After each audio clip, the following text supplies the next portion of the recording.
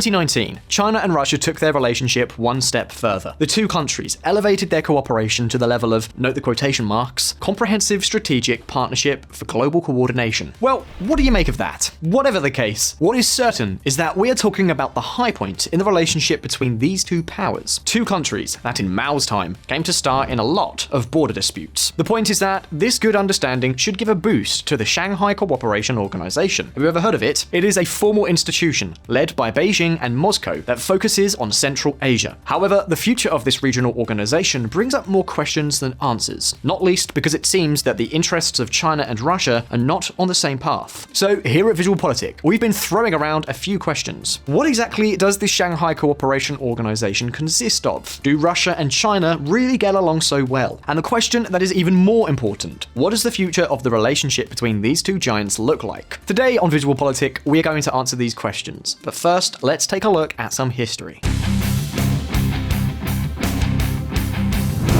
United against the three forces of evil. Moscow is much closer to Madrid than to Beijing, so although China and Russia share borders, their rulers have always been separated by more than 3,728 miles or 6,000 kilometers. Despite this, their paths have crossed many times over the years. Let's recap. The first half of the 20th century was a revolutionary time for both Russia and China. The Russian Empire was transformed into the Union of Soviet Socialist Republics, and the Chinese Empire ended up collapsing, giving way to a divided republic constantly threatened by Japan. However, with the Japanese defeated in World War II, the Communist Party of China emerged victorious from the Civil War. Russia and China then became united, at least from an ideological point of view. The Cold War divided the world into two great blocs. The USSR and China were united as the great allied communist powers against the capitalist West. However, everything went awry after Stalin's death. Let's just say that the title of alpha male of communism was left vacant, and so began a huge rivalry between Moscow and Beijing to see who was the most communist of all. And Mao bet enormously. So far did the dispute go that in 1969 there were clashes between Soviet and Chinese troops along the border. And that is not all. From the early 1970s, China began cooperating with the United States to form a clamp to restrain the Soviet Union. For that reason, right up until the end of the 1980s, the USSR maintained 44 divisions deployed along its more than 3,728 miles or 6,000 kilometers of border with China, which was 13 more divisions than those it had stationed on the Western Front against NATO. In any case, after the fall of the USSR, a rapprochement between Russia and China began in the 1990s that gave rise to the Shanghai Five. And yes, this could be the name of the most groundbreaking group in Chinese pop. But in reality, these Shanghai Five were China, Russia, and three former Soviet republics, Kazakhstan, Kyrgyzstan, and Tajikistan. The five met for the first time in Shanghai in 1996, and that's precisely where the name Shanghai Five comes from. These meetings had a very clear objective: to resolve all the border disputes once and for all. The classic ones between China and Russia, and other more recent ones that had arisen after the dissolution of the USSR. The fact is that the Shanghai Five continued to meet until 2001, when they decided to go a step further.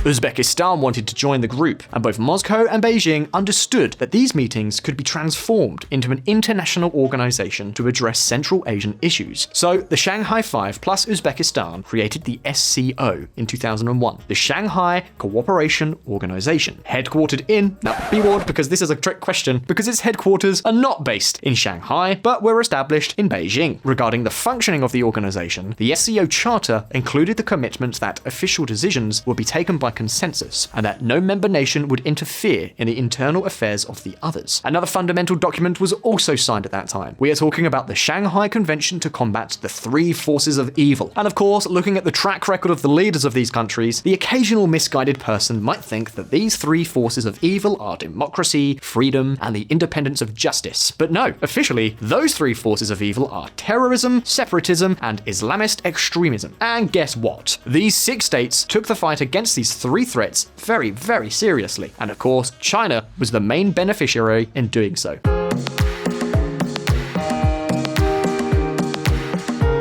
For example, the autonomous region of Xinjiang, China's westernmost region, is a real powder keg. Inhabited mostly by ethnic Muslims, especially the Uyghurs, the Communist Party has increased the presence of ethnic Han, the predominant ethnic group throughout the rest of the country. Xinjiang borders Tajikistan and Kazakhstan. That is why stability in Central Asia is important for China's internal security. Let's say that Beijing expects these countries to keep Islamist extremism at bay, whilst within its borders, it represses Muslim ethnicities without any of its neighbours daring to raise their voices against the Chinese giant. This is the advantage that all SCO countries have, due to being authoritarian regimes, that human rights are always an optional extra. In any case, what is certain is that the SCO achieved significant advances in its particular cooperation against the three forces of evil. What's more, its members frequently conduct joint military maneuvers.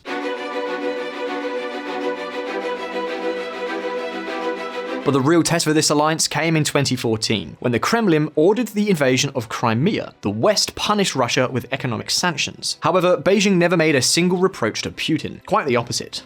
He is the old friend to the Chinese people and the most familiar to the Chinese president, the foreign president, and also my best friends.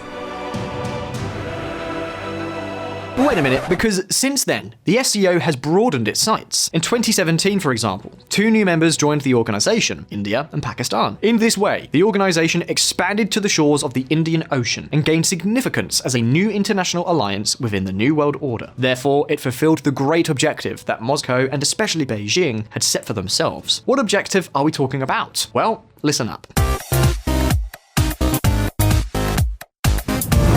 The New World Order.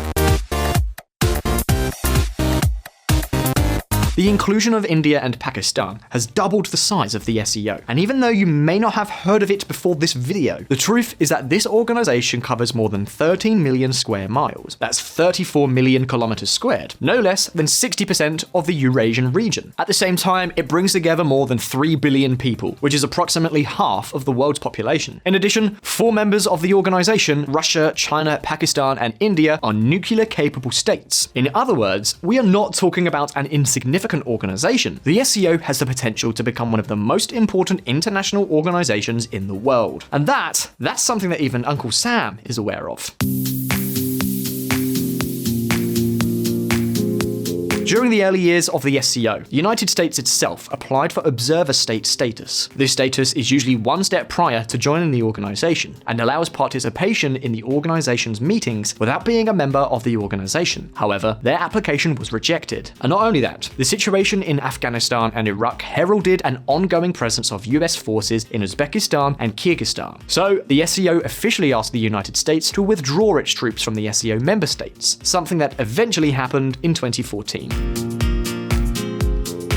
Quite the cold shoulder. However, keeping the United States away from Central Asia has not been its only objective. In fact, you can consider the SCO as one more tool in China's strategy to build international organizations beyond the institutions that the United States designed at the end of World War II. This is certainly one of the big international issues of today. Western powers have been reluctant to modify the power quotas within the World Trade Organization, the IMF, or the World Bank in a way that reflects China's growing economic and political influence. So in response, China and Russia have joined forces to create new forums and organizations in which they both have a leading role. In this vein, we find the SCO, along with, for example, the Asian Infrastructure Investment Bank, which encroaches on the World Bank's territory. So think about it for a second. The Cold War created 2 blocks, 2 worldviews, face to face. After the fall of the Soviet Union, liberal values, democracy, human rights were the dominant values on the global scene. But today, that is no longer exactly the case. China is currently challenging that world order, and the Kremlin has joined in to justify its authoritarianism. The leaders of the free world keep lowering their standards and authoritarians keep taking more territory. Eventually, people wake up and ask why Putin murders in the UK or hacks in the US. Why wouldn't he? You didn't stop him before. Garry Kasparov, Russian chess grandmaster and political activist. But at the same time that China and Russia have been standing up to the West, both powers have also been trying to make the most of the positive momentum in their diplomatic relations. For example, Russia is rich in natural resources, and those of you who have been following VisualPolitik for some time know that energy is an area in which China is voracious. In fact, a quarter of Russia's crude oil exports go to China, and going forward, Beijing has ambitions for Russian gas. And precisely because of this, China's state-owned CNPC owns 20% of a liquefied natural gas megaproject in the Russian Arctic, developed by Novatek. And at the end of 2019, the Power of Siberia gas pipeline started operating, which will be at full capacity in 2025. There are even negotiations for a second pipeline. If both are completed, Russia would supply China with more natural gas than it currently exports to Germany. China is insatiable, and it wants more and more. Our bilateral relations have not reached the maximum and can become even better. We are ready to work together with Russia in order to continuously increase the effect of our country's high-level cooperation, so that our cooperation could give our two peoples a bigger sense of achievement, and so that we could promote Russian-Chinese agenda in the international affairs. To give you an idea, so much money has started to flow into Russia from China that 14% of its foreign currency reserves are now yuan, something completely inconceivable in any other country. But wait a minute, if you think that the only thing Putin is interested in is Chinese cash, then you're very much mistaken. The communist regime on the other side of the Amur River has a lot to offer the Kremlin. Take a look. China, Russia put millions in this startup to recognize your face. Bloomberg. Moscow's 105,000 facial recognition cameras here to stay as country's court system entrenches video surveillance. CPO magazine. And this is just the tip of the iceberg of how Moscow wants to leverage Chinese technology. Another example, Huawei would develop Russia's 5G. Of course, in exchange for all this money and technology, China wants to expand the scope of the SCO with a long-term strategy to economically integrate the entire Asian continent. The SCO would thus be a key way to connect China's east coast with markets in Central Asia, Russia, and Europe. However, it will not be so easy for Beijing to achieve its goal. Why? Keep watching.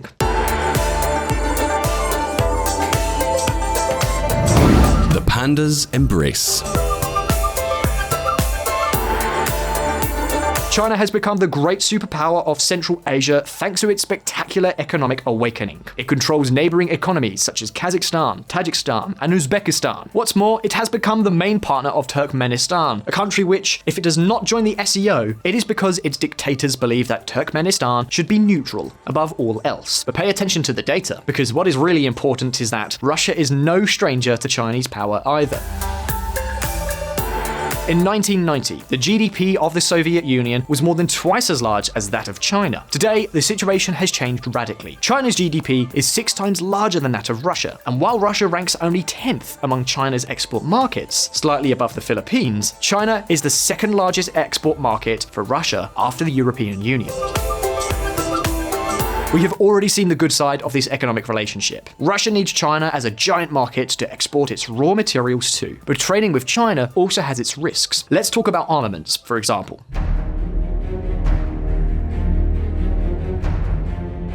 Russia is China's largest supplier of military equipment. In the past decade, it provided 70% of the Asian giant's arms imports. Beijing has purchased its most advanced weaponry, such as Sukhoi Su-35 aircraft and S-400 anti-aircraft systems. However, everything indicates that in the future, China will not need to import so many Russian weapons. And why is that? Because of news stories like these.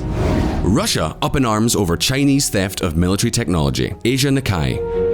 Top Russian submarine design bureau hit by cyber attack with Chinese characteristics. The Drive. China and Russia have traditionally been rivals, and this kind of news may stir the Kremlin's distrust. This also has consequences for the SCO. On the one hand, Russia has flatly refused to let the SCO become a free trade area. It does not want Chinese products to flood the Russian market and ruin its own producers.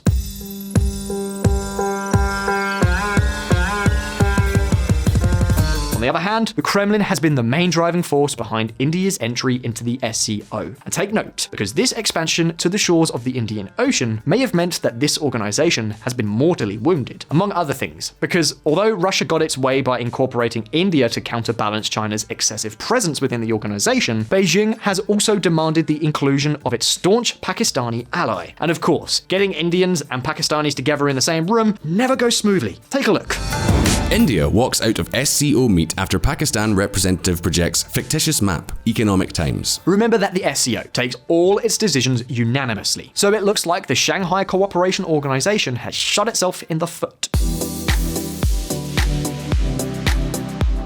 And then on top of that, we have to take into account that both China and Russia have their own plan B for the region. Beijing has been working for years on the New Silk Road, a multi-billion-dollar infrastructure investment to extend China's economic and commercial influence in the world. And Moscow is leading the Eurasian Economic Union, a project that aims to imitate the European Economic Community, a fledgling copy of today's European Union. In the end, the key to all of this is that Russia still wants to deal with China on an equal footing. And of course, there are serious doubts that it can actually do so. The most important point, is that all these controversies reveal a reality that is not always taken into account. Relations between Russia and China are not as good as they appear to be. But having reached this point, it's now your turn. Do you think that the Shanghai Cooperation Organization has a future? And do you think that Russia benefits from its good trade relationship with China? Or is it in danger of becoming another hostage of Beijing? You can leave your answers down in the comments. And if you found the video interesting, please like it. And don't forget to subscribe to VisualPolitik if you haven't already done so. Take care. I'll see you next time.